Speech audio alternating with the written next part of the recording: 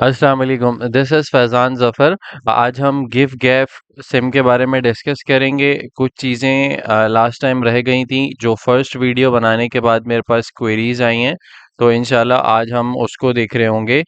इसमें सबसे मेन सवाल यही होता है कि अगर मैं सिम एक्टिवेट करवाता हूँ आज और उसके बाद मैं इसमें कोई टॉप अप नहीं करता, कोई बैलेंस नहीं ऐड करता, तो ये सिम मैं कितने टाइम तक यूज़ कर सकता हूँ। इसलिए कि हम जब ये सिम एक्टिवेट करवाते हैं तो हम बहुत सारी जगह ये नंबर यूज़ कर रहे होते हैं, वॉइस में यूज़ कर रहे होते हैं, कहीं अमेज़न में यूज़ कर रहे होते हैं, टिकटॉक में यूज़ कर रहे होते हैं। तो अगर आफ्टर 1 मंथ और 2 मंथ ये सिम बंद हो गई तो फिर हमें बहुत ज़्यादा इश्यूज़ आते हैं।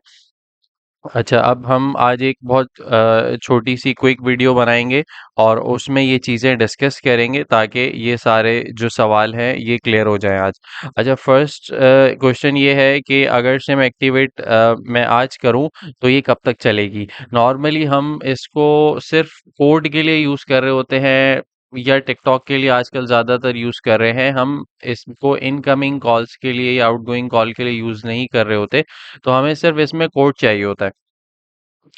तो इस वजह से हमें इसमें बैलेंस की ज़रूरत पड़ती नहीं है, मगर इस चीज़ का आपको ख़्याल करना है कि अगर आज आप सिम एक्टिवेट करवा रहे हैं, तो 6 मंथ्स तक ये चलेगी। 6 मंथ्स के बाद अगर आपने इसमें बैलेंस ऐड नहीं किया, तो ये सिम बंद हो जाएगी। फॉर एग्ज़ाम्पल अगर हमने आज सिम एक्टिवेट करवाई है, आज से 6 महीने के बाद आपने अगर इसमें कोई बैलेंस ऐड नहीं किया, तो आपके पास एक मैसेज आएगा कि आप की सिम विदिन 2 वीक्स वो एक आपको एक टाइम पीरियड दे देंगे, बंद कर देंगे। अब इसको रीएक्टिव करने के लिए फॉर नेक्स्ट मंथ इसमें 2 चीज़ें होती हैं। एक तो ये होती है कि आप अपने पास कोई रिमाइंडर लगा लें कि 6 मंथ्स के बाद का या 6 मंथ से 1 वीक पहले का, कि जब आपके पास रिमाइंडर आ जाएगा कि 6 मंथ्स हो गए, अब ये सिम बंद होने वाली है। ये आपने अपना रिमाइंडर लगाया है। वैसे सिम का भी मैसेज आता है सिम वालों का, बट उस पे आप रिलाय ना करें। आप अपना फ़ॉलो अप लें।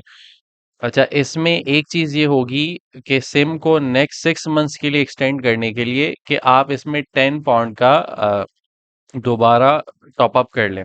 इसलिए कि मिनिमम 10 पॉइंट है, हम उससे कम नहीं कर सकते। एक चीज़, अगर आप ये करेंगे, तो आपकी एक्टिवेशन जो है वो नेक्स्ट 6 मंथ्स के लिए हो जाएगी। दूसरी चीज़ ये हो सकती है कि हमने वेरी फर्स्ट टाइम जब सिम एक्टिवेट करवाई थी तो 10 पाउंड का हमने इसमें बैलेंस डलवाया था, जो कि हम ना कॉल किसी को कर रहे हैं, ना मैसेज कर रहे हैं, वो हमारा 10 पाउंड ऐसा ही हमारे बैलेंस में होता है।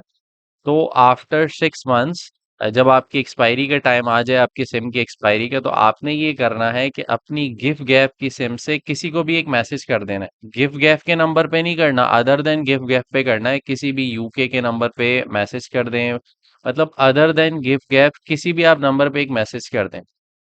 1-2 मैसेजेस कर देंगे तो आपकी सिम की एक्टिवेशन का टाइम नेक्स्ट 6 मंथ्स के लिए एक्सटेंड हो जाएगा। ये एक बहुत इम्पोर्टेंट चीज़ है, इसलिए कि हम सिम एक्टिव तो कर लेते हैं बट 6 मंथ्स बाद हमें याद ही नहीं रहता कि हमने एक्टिव करवानी होती है और उसके बाद हमारी सिम बंद हो जाती है। जब सिम बंद हो जाती है तो there is no other way कि आप उसको दोबारा एक्टिव करवाएँ या वही नंबर दोबारा ले लें। फिर हम स्टक हो जाते हैं, इसलिए कि हम वो नंबर बहुत जगह यूज़ कर चुके होते हैं।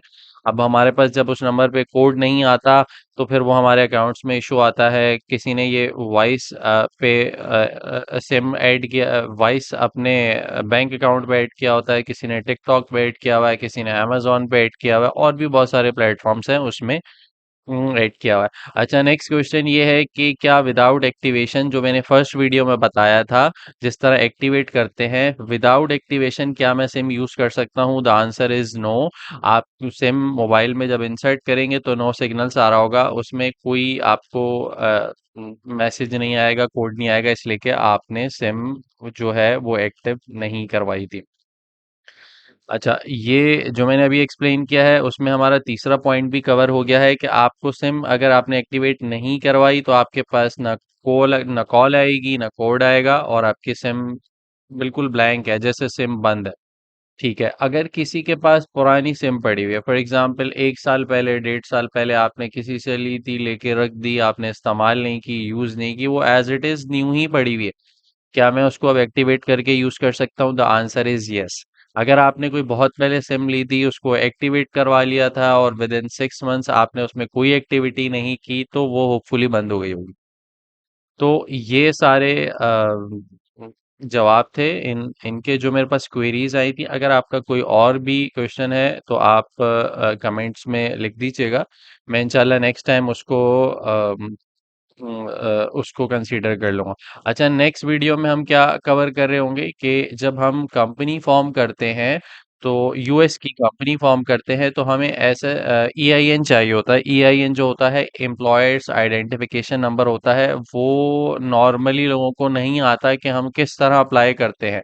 कंपनी तो बहुत सारे लोग जो हैं वो डिफरेंट जो सर्विस प्रोवाइडर हैं वेबसाइट के थ्रू वो फॉर्म कर लेते हैं, बट SS4 फॉर्म में इशू आता है।